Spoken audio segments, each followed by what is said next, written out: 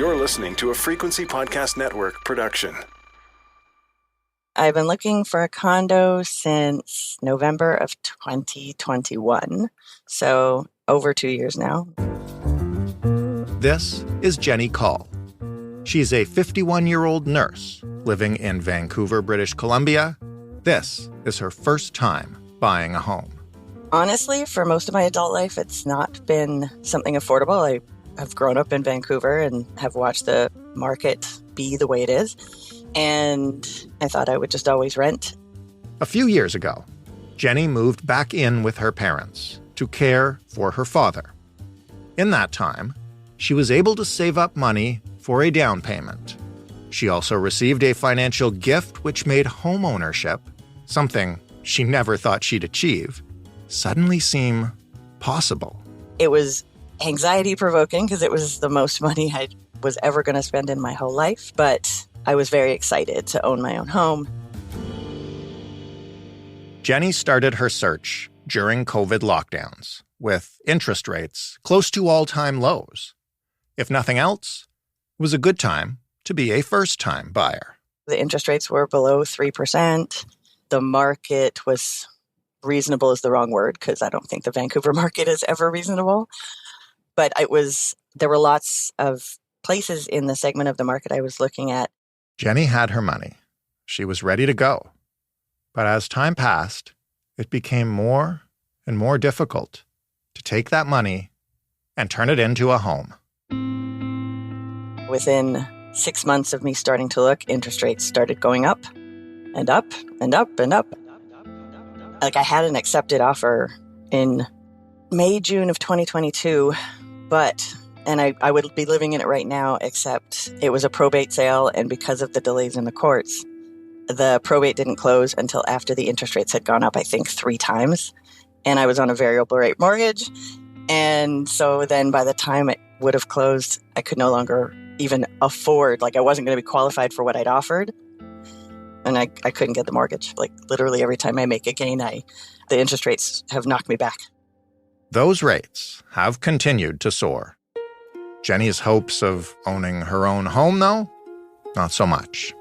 I couldn't figure out for the longest time why there was so much competition. It's infuriating. And my agent explained it to me last summer. This was his perception anyway, was that because of interest rates going up, people were being pushed out of the larger market. So houses, townhouses, bigger condos, and were wanting to get their money in the market anyway. So it made the one-bedroom market the most affordable area of the market and much more competitive. In more than 2 years of searching, Jennie has seen nearly 70 units. She's made offers on 10.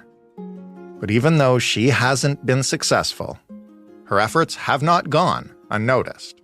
My mortgage broker told me that I was the person on her portfolio that has been not successful buying for the longest time. I finally beat her record. That's a bad record to hold. I know, it's not a record I want to have at all. While Jennie can laugh about just how hard this experience has been, it weighs heavier on her when she thinks of her work. As a nurse, I work in substance use, so folks with homelessness are a big part of my population that I support. I struggle as a nurse even to pay rent in Vancouver. So it just gives me no end of frustration that there are condos and houses out there that aren't housing people. And it makes it harder for everybody else to afford it. With rents only climbing, even as Jennie continues to search, she's not ready to give up on her hopes of ownership. So, Jennie wants to know, am I buying at the wrong time? If I buy now, will I be spending the most money now that I would be spending? It is safe to say that for most of us, when we dreamt about the place we'd call home when we grew up, before, blissfully, we ever knew a thing about the housing market, we weren't dreaming of a little box in the sky. But with prices the way they are, condos have become a first and, listen, sometimes only option for the first-time homebuyer like Jennie. Unless you're looking at a penthouse suite, across the country, condos tend to be cheaper due to lower purchase prices, utility bills, and maintenance costs. at least when compared to detached homes or townhouses. But even then, the number of Canadians who can afford a starter condo has dropped significantly. According to a recent report by RBC, in 2019, close to 60% of all households could afford to own a condo based on their income. By last year, that number had dropped to 45%. Even for those who have the money, like Jennie, being able to afford one of those condos doesn't mean it's easy to actually get one.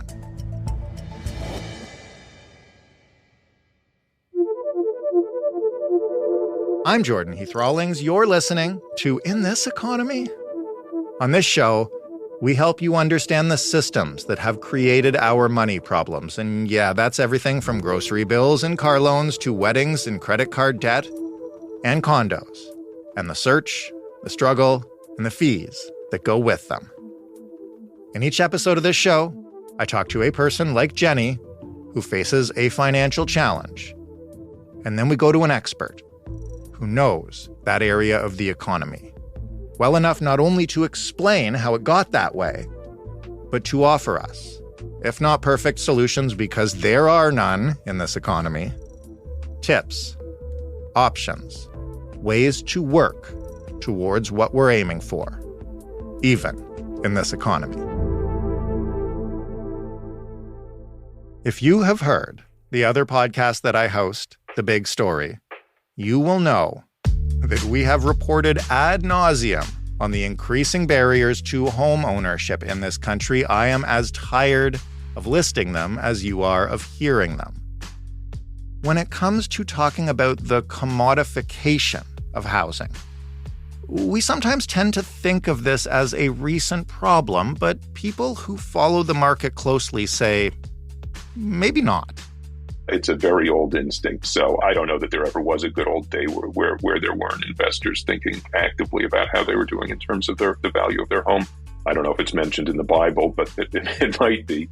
Dr. Tom Davidoff is a housing economist. He also has experience in real estate development, and he is an associate professor in the Real Estate and Strategy and Business Economics groups at the University of British Columbia's Sauder School of Business. He says there are a lot of things that some first-time homebuyers don't consider when they're getting into the condo market. It's not just mortgage payments. It's also condo fees. There's property taxes. Things happen a little bit less so to condos than to detached homes. You have to think about commuting costs, especially if you're sitting in a car, in traffic for an hour a day or an hour each way. There are brokerage fees. So if you're going to be in the place only a short amount of time, probably not a great idea to buy. You want to think about having a reasonably long horizon if you're going to incur the costs of purchasing and selling a property. But there are real costs to home ownership. There's certainly benefits as well. When you look at a condo market, let's start with Vancouver's. How did it become so incredibly competitive? And I ask this I understand housing prices across the country have gone up, but some of the things that our listener Jennie told us about, the competitions that she's been in for these places. Listen, it just feels like things are out of whack. And I want to ask you how it got this way, particularly with condos. Right. So you'll always start with supply and demand when you're talking to an economist. And so Vancouver is a market that is challenging to supply. Government, seeing high cost of housing, has tried to push developers towards building purpose-built rental. So there might be a little less new condo stock than there would have been otherwise. But generally, it takes a long time to build projects. They're expensive to undertake here. Construction costs are extremely high. And of course, land is very expensive anywhere decently located near Vancouver. The other thing, of course, is in recent years, there's been a couple of phenomena pushing up prices. Until recently, we had super low interest rates, which pushed people to find investment in anything leveraged a good idea. And of course, leverage is very available for investment in housing. We've had really strong population growth. People notice, obviously, student immigration, but generally speaking, immigration targets have been relaxed since the middle of the last decade. And that's pushed up demand. And demographically, we're probably at the end of the echo boom from the millennial generation getting into home ownership. So both supply and demand factors have pushed up prices. And probably, generally speaking, the supply of safe, well-governed cities that are resilient to climate change because of where they are is probably shrinking over time. And so Vancouver, which is a fantastic city, is maybe competing in a bit of a smaller pool. One of the things we've discussed on a previous episode of this show about home ownership, as in single-family home ownership, is that a lot of the context around why home prices have increased so quickly is the percentage of people who see them as investments and not as a place to live. What would you say, or do we have any data on what that looks like in Vancouver and other cities in the condo market? Yeah, we do, thanks to CMHC. They've identified by market what fraction of properties are owned by investors. And I believe Toronto and Vancouver are high on that list in Canada. Not surprisingly, given prices, it takes a fair amount of wealth to purchase a property. And so it makes sense that you'd see investors taking the place of first-time buyers. How good an investment has a condo been, and how good an investment is it now, and will it be in the future? Looking backwards, I think it's varied over time, but certainly if you've held, in the last decade, you've done well for the most part in Vancouver. The foreign buyer tax came in. And oddly, condo prices surged after that in the late teens. And so we've seen dramatic increases in condo prices over the last decade, certainly in Vancouver. Now, the last few years, not so much, of course. And I am, concerned, but I think there's downside risk in the next number of months because short-term rental is a really attractive use for an investor of a condo because rents you can get from a month of Airbnb are just significantly higher than what you get renting it to a local. Well, local rents are high. I believe Airbnb or other short-term rentals would earn more. And government is getting rid of that option for investors, which may be sound policy, but is probably not great from the investor's perspective. And that, of course, coincides with investors facing either reset mortgages or variable rates. And so the economic cost of ownership is going up just as the benefit may be going down. So if interest rates don't come down soon, I certainly see some short-term risk to the condo market. For someone like our listener, Jennie, who doesn't want to be competing with investors and is literally just looking for a place to settle into and live as she gets older, is this the kind of thing that might enable her buying power to increase, at least in real terms of what it can achieve over the next year or so as this comes into effect? I think it should be helpful, yes, to get, weakening the position of investors should help owner-occupiers because they have fewer people with whom they're competing. That should improve pricing for them relative to what it would have been without. The other thing government's doing that should be helpful, but will take time to be helpful, is encouraging the supply of multifamily housing by pushing for townhome plus everywhere where you have single-family zoning almost everywhere in the province, and near transit really pushing for higher density. And the federal government's been doing that as well. And, it's not just what Vancouver does. That's happening in Toronto and elsewhere. And obviously, with immigration such an important factor in demand growth in Canada, we do have something of a national market. When we talk about getting people into townhomes or single-family homes, is there maybe a progression that's kind of gotten, and I picture it in my head, please tell me if I'm wrong, like stopped up like a pipe, where you would have these people who were able to afford condos who figured as they aged, as they started families, they'd be able to move into those townhomes and single family homes. But as I think anybody looking at Vancouver real estate knows, that's unachievable for a lot of people. And so you've got those people stuck in condos, which keeps the supply off the market for people like Jennie, who would like to get into that market. Yeah, I can't really comment on that. Condo over the long run has really kept up somewhat surprisingly, and we can talk about why it would be surprisingly with single family, at least in percentage terms. The dollar gap has increased. So I can't comment as a matter of fact whether we've seen hindered transitions to townhome and single family relative to the past. Because yes, the dollar gap is different, but in percentage terms, again, somewhat surprisingly, multifamily has largely kept up with single family. Why is that surprising, and why has it done that? So when you think about what really pushes home prices higher, it's going to be the land value. Structures get more expensive over time if the cost of replacement grows, and it has gotten harder to build homes. But the real scarcity is land. It was situated in good locations. And as a metropolitan area expands, new homes are built typically in worse and worse areas because you have to push farther and farther away from the attractive areas to find available land.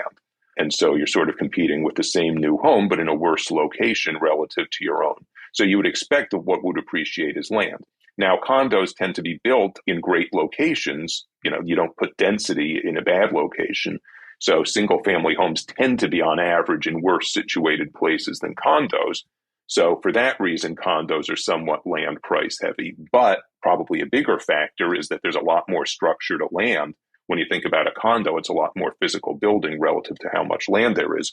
Whereas single family, especially if you buy an older depreciated single family, really a very large fraction of the value will be in land. And if land is what appreciates due to scarcity, you would therefore expect single family to outperform condo. Why hasn't that happened? One answer might be affordability. After the foreign buyer tax particularly, there just may not be a large enough pool of buyers with the cash to pay for the true value of urban land. And so financial institutions don't generally buy expensive single family homes. We have seen their entry into sort of entry level single family homes. But Goldman Sachs and BlackRock, Blackstone, they're not playing in the single detached market in Canada for the most part. And so that lack of liquidity to pay full price for land may be why condo has done as well as single family. Going forward, my instinct is if your goal is to bet on increases in housing prices, certainly if you're close to downtown, single family would be the play over condo, but that hasn't been true recently. What metrics do you use when you're looking at properties as investments to determine a good investment from a bad one? If you were in the condo market right now, or even in the single-family home market right now, what would you be looking for specifically? The really visible measure people talk about all the time is cap rate, which is a rate of return on the asset, which is how much income do you get from rent net of expenses divided by the price. And that's fairly straightforward to think about for a condo if you have a good idea of what it would rent for and what your true full operating costs, not your mortgage, but your operating costs. You can look at that cap rate. If you're going to own or occupy, you have to think about, okay, how much rent am I avoiding paying by owning? And that's your rental income. So, net income divided by price, we call a cap rate. And that's an important measure. But typically, you'd say, okay, well, I should invest in Winnipeg and not Vancouver or Toronto, because you'll see Winnipeg or Calgary generally will have higher cap rates than Vancouver or Toronto. So why is that? That's because you have this second component of your return as an investor, which is capital gains. So obviously you want to buy in a market where prices are going to grow over time. That's not easy to identify, but I think it's reasonable to expect that locations where it's hard to build and where there's going to be persistently growing demand are going to be where you're going to have higher price growth. And because investors should be more or less indifferent between investing in any two markets with high cap rates, you probably expect to have low capital gains, and markets with high expected capital gains, you expect to have low cap rates. I often wonder if half the problem here for folks like Jennie is that you and I get into this discussion, and what's fascinating about it is how much prices of these things will go up or down, and not how comfortable Jennie might be living in one of them. Yeah, I think people talk about this thing, the financialization of housing, which I think is a bit of a scare word. But at the same time, it would be nice to live in a time where people think about buying a home and really just think about, does this home suit my tastes? Is this the right layout for my family, et cetera? And those are, of course, important considerations. Buying a place to live in and being miserable there, right? That just doesn't work well. And I don't know that there ever was that golden era where nobody cared about what was going to happen to the price of their homes. I mean, there have been people at public hearings complaining about neighboring uses, trashing their property value since time immemorial. I don't know that there ever was a good old day where there weren't investors thinking actively about how they were doing in terms of the value of their home.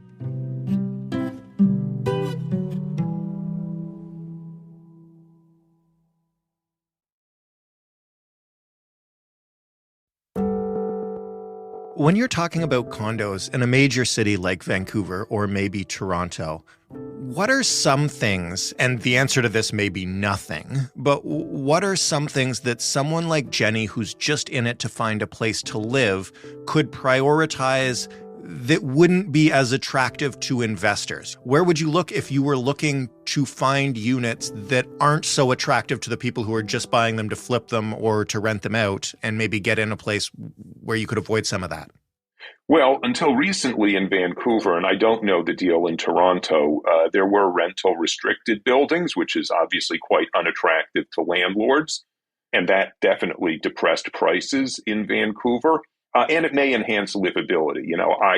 To disparage renters is a bad thing, but you do sometimes hear from people who own condos that the owner occupants in their buildings are sort of better citizens on average than the landlord. So it's not an issue that the rental tenants are bad for the building. It's that the owners themselves don't come to committee meetings, the condo board meetings, don't help out with stuff and free ride on the owner occupants. And so any submarket where investors and landlords rather than owner occupants tend to be inactive, you'll have less competition for the unit and maybe better prices and certainly no worse a place to live as an end user.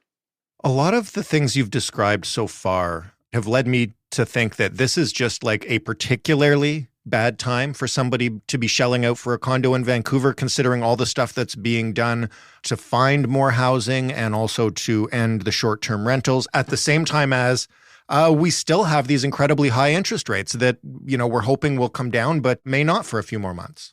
Few more months, inflation can be quite sticky. I don't claim to have a crystal ball on, when inflation will stop being a problem so that central banks can start rate cutting. I think this is a bad time, I guess, to quote the rap band Houdini, my neighbors from Brooklyn, things could be better, but they're getting worse, right? I don't think there's a prospect of great improvement. The supply modifications that BC has put in place, which are terrific and that the feds are pushing for, are helpful. But I think they're going to help make things worse at a slower rate, rather than solving the affordability problem in Canada. That doesn't mean the policy changes aren't good. It just means it's going to be very hard even to tread water on affordability.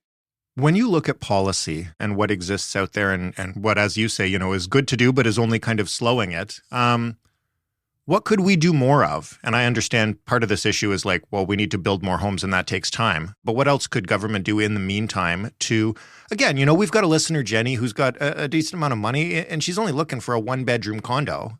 She can't even get a foot in the market. It's just not enough to make people interested. So getting really serious about adding density throughout our metropolitan areas is step one. Step two, I think we need to think about is taxes. If your listener is currently a renter, our tax code is really pretty biased towards home ownership. Not only are the dividends from owning a home untaxed and the capital gains untaxed, but our property tax rates are really low relative to what they probably should be, which means we rely on income and sales taxes to make money in Canada. So if we shifted the tax burden towards homeowners, that would depress housing supply a bit, but it is literally taking money from homeowners and giving it to renters. And just to point out why that would be a good step economically, not only does it take money from affluent households and give it to working households, but it increases the efficiency of the economy, right? If you tax housing, we know people are desperate to build more homes, and it's really long queues to get permits that mostly gets in the way, and increased property taxes would just reduce land and housing prices. A tax on income says, hey, don't make a living, don't sell stuff. And that's really bad for an economy. So, having a income tax heavy and sales tax heavy and property tax light system like we do in Canada in a place with what we call inelastic supply, where it's really hard to change how much housing there is, that manages to have the double whammy of being bad for economic efficiency, but also bad from a distributive perspective. And usually in policy, there's a trade-off between the two. To be on the wrong side of both is pretty remarkable.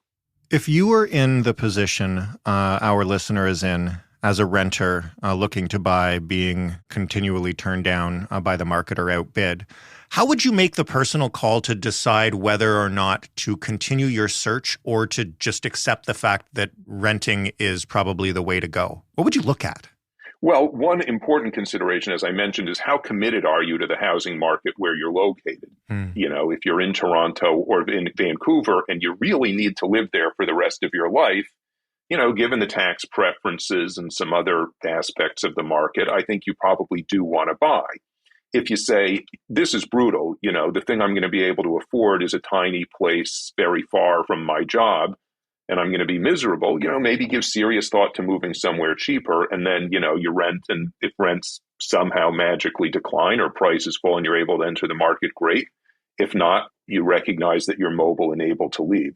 So I think probably do continue the search if you're quite committed to living close to where you are now.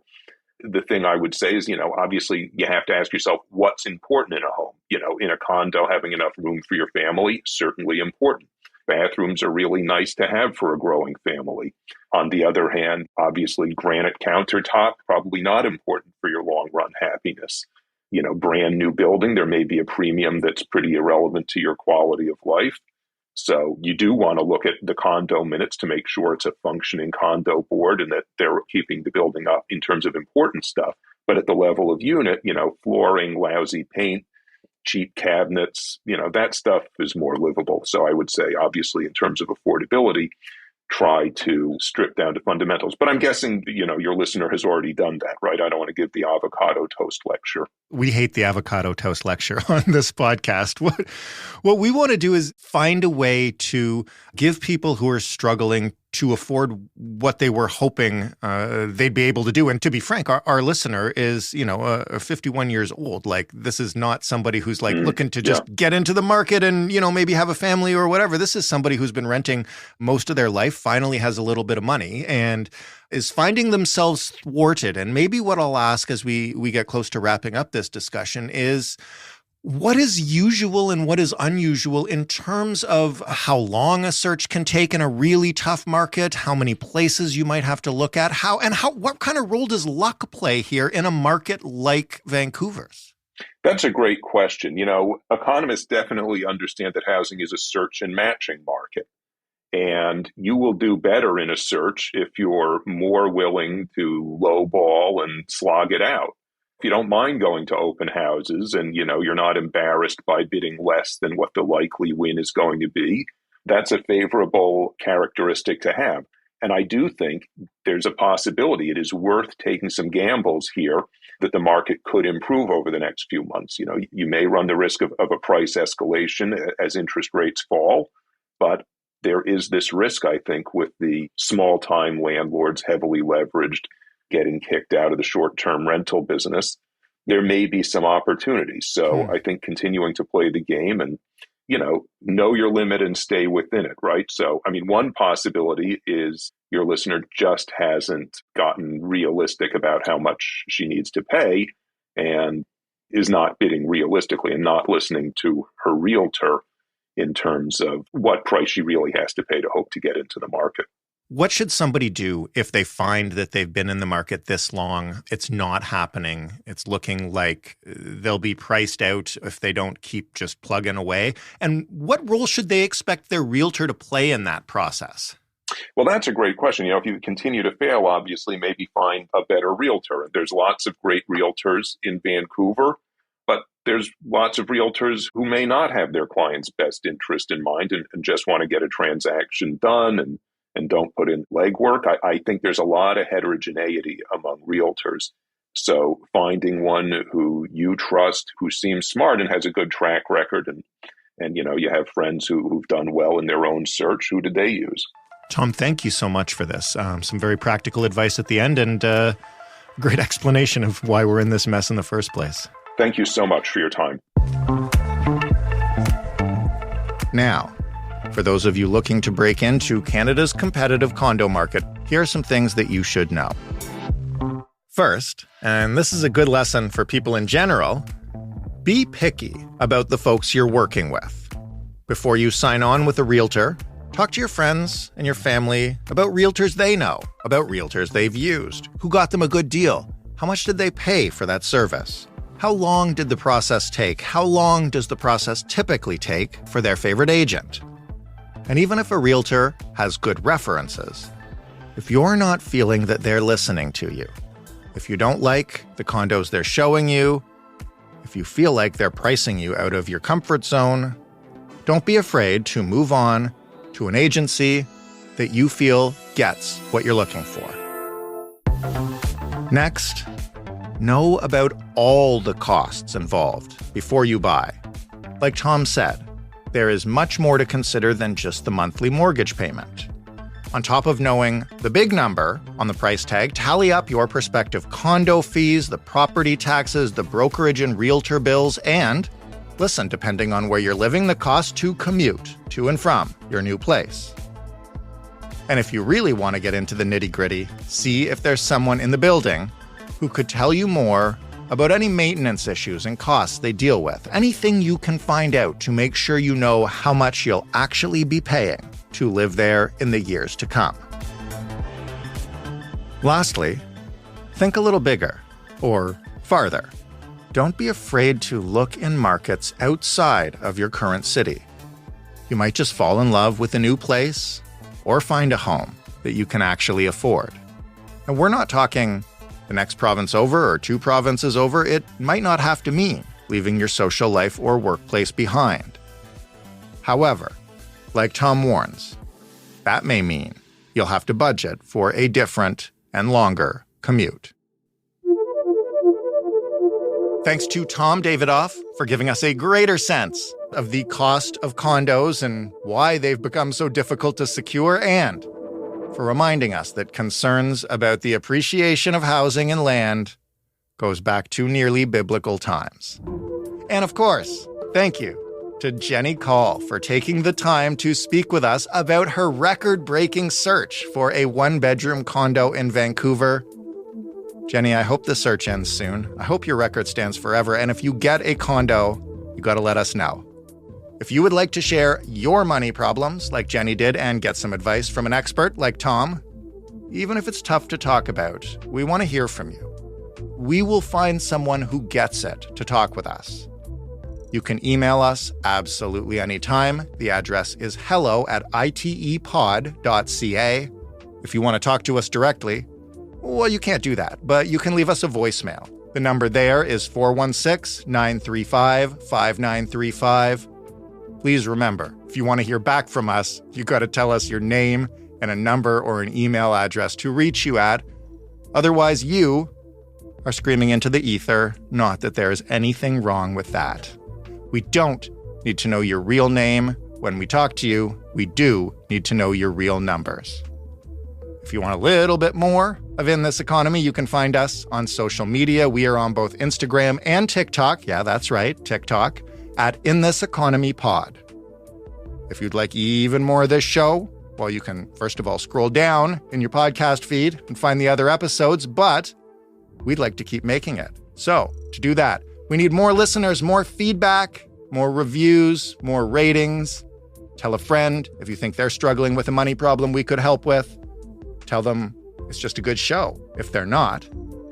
And if you are on a podcast platform that lets you leave a review and leave a rating, please do so. We read them all, we take them all to heart, and we are so appreciative. I am your host and your executive producer, Jordan Heath Rawlings. This episode was written and produced by Ali Graham. Our showrunner is Stephanie Phillips. Sound design was done by Robin Edgar. Mary Jubrin is our digital editor. Diana Kay is our manager of business development. That whole bunch of rascals that I just named comprise the Frequency Podcast Network, a division of Rogers. Thanks once again for listening, and we will talk to you next week on In This Economy.